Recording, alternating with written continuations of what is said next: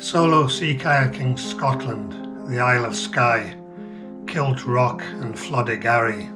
The Isle of Skye is a very special place to sea kayak. This 2-day trip on the northeast coast, taking in Kilt Rock and Floigarry, is on the relatively sheltered side of Skye, and I feel is sometimes overlooked by many kayakers.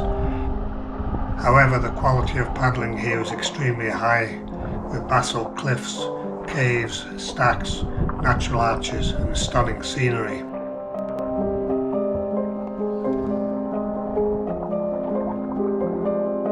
So it was the usual long drive north for me, through the Scottish Highlands, across the Skye Bridge and onto the northeast coast of Skye for an overnight at Staffin Bay.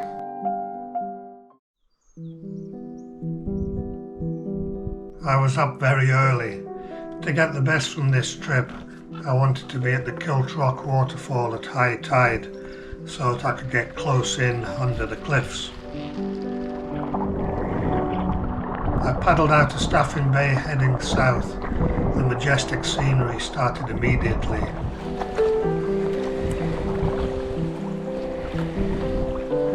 The views across the Raasay, Rona and Applecross beyond were also lovely. I'm a huge fan of basalt rock features, and on this trip they're about as good as it gets. After about 20 minutes of paddling, the imposing Kilt Rock is reached. So called because the basalt columns here look like the pleats on a kilt, or so they say. Very soon Kilt Rock waterfall is reached. This 90-metre vertical fall is somewhat impressive, especially on a sunny day like this.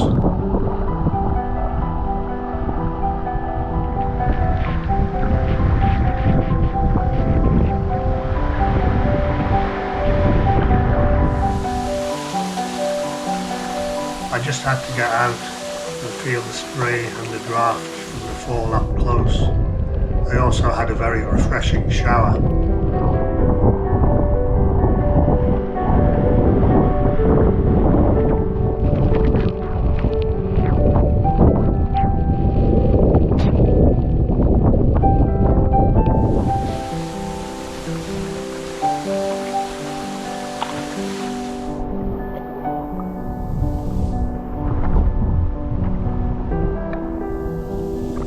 Back on the water, what was going on beneath me was beautiful too.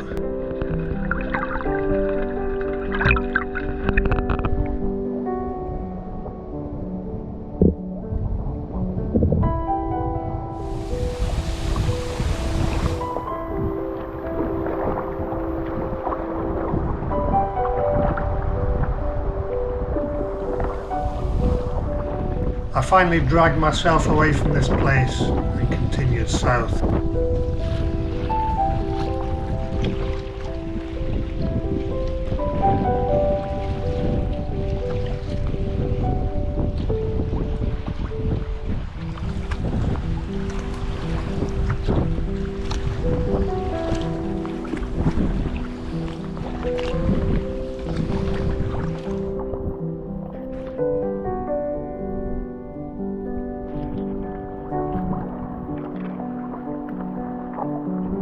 I soon reached the remains of the diatomite processing plant at Invertote, operating from 1866 to 1913. A silica-rich substance was dredged from Loch Cuthia 3 miles away and transported via a tramway for drying and grinding here. The finished product was shipped by sea via puffer boats. I love seeing old industrial buildings in such remote places.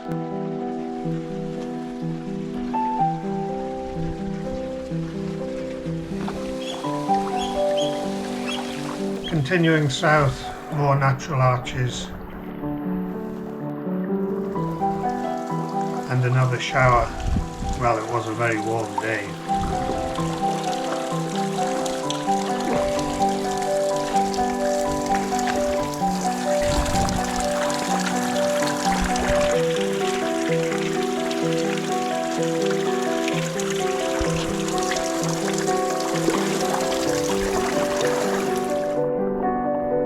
caves and geos followed, and I saved a few to explore on the way back.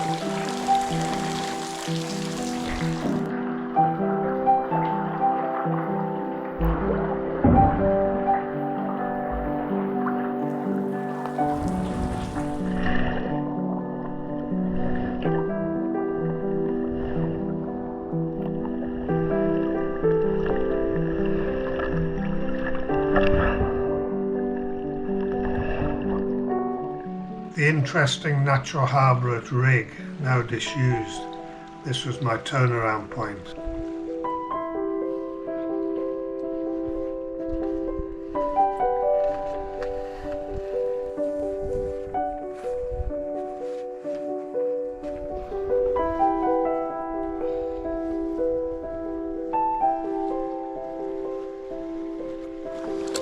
Now time to retrace my route and explore the caves I'd saved for the return journey.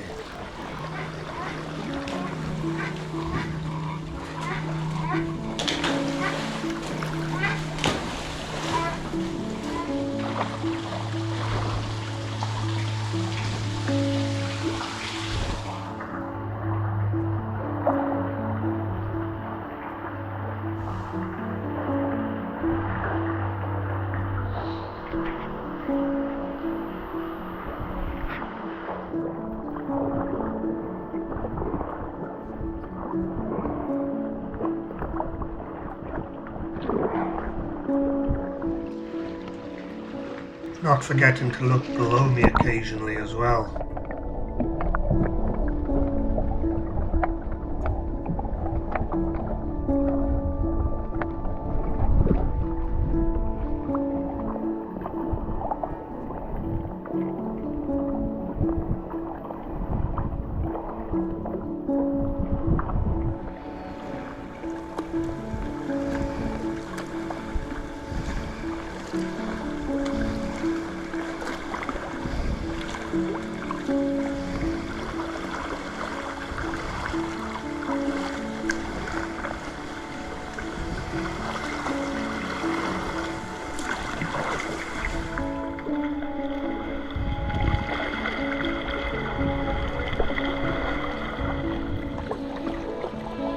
Back past Kilt Rock waterfall.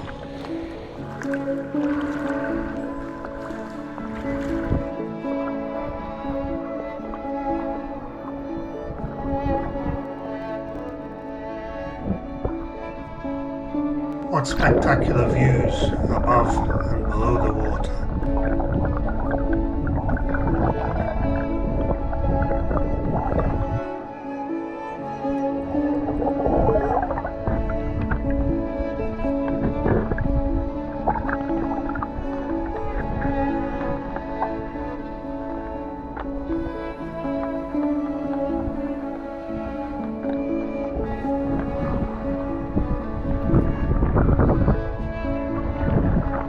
Back at Staffin and another night in the car.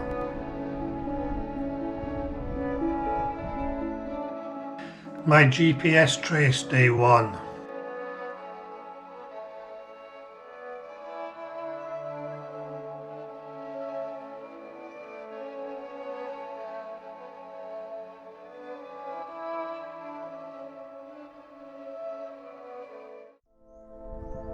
Day 2, another warm, very calm day. Today I headed north up the Flodigarry coast, where I knew there were some spectacular volcanic features, caves and arches. I paddled round the east side of Staffin Island.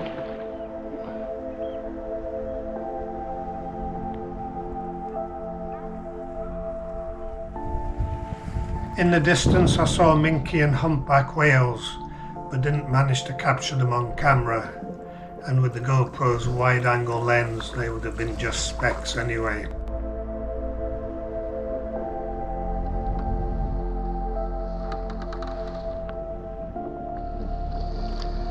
I went round the east side of Flodigarry Island to see the impressive Basalt cliffs.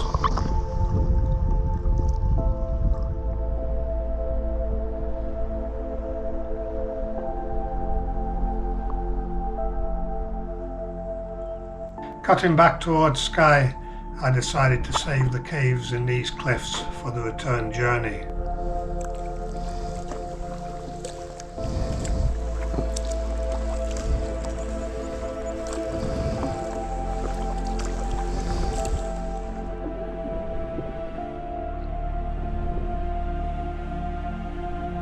What a magnificent area, truly a hidden gem.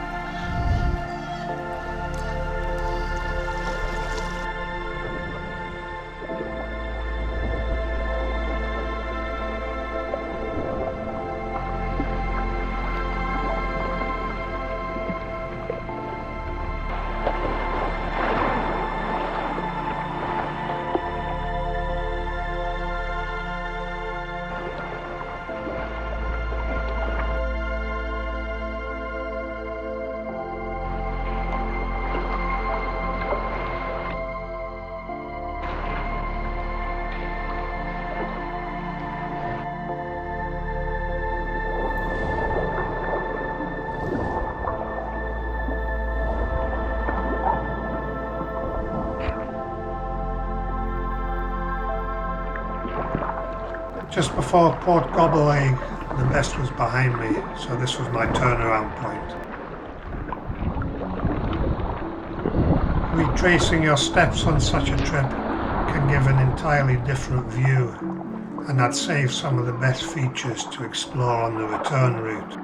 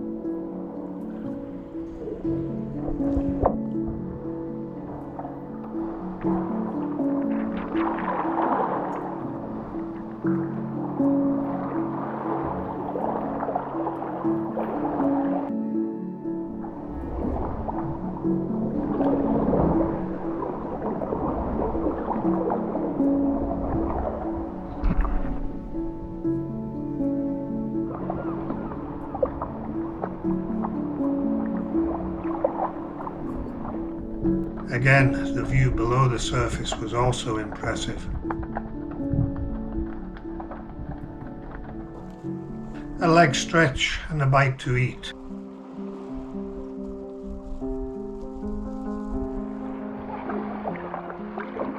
A final treat. This cave was my favourite of the whole trip.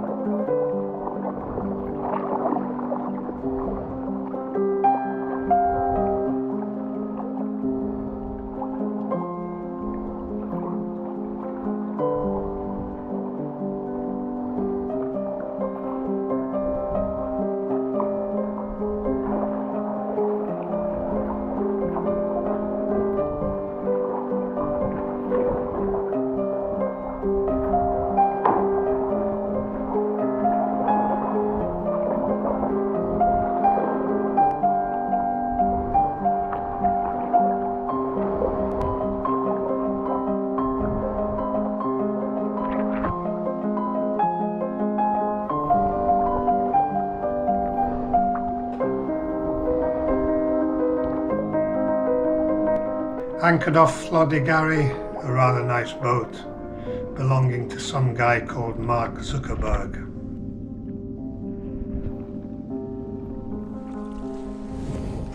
Back at Staffin Jetty, what a superb couple of days of paddling I'd had. My GPS tracked for day 2.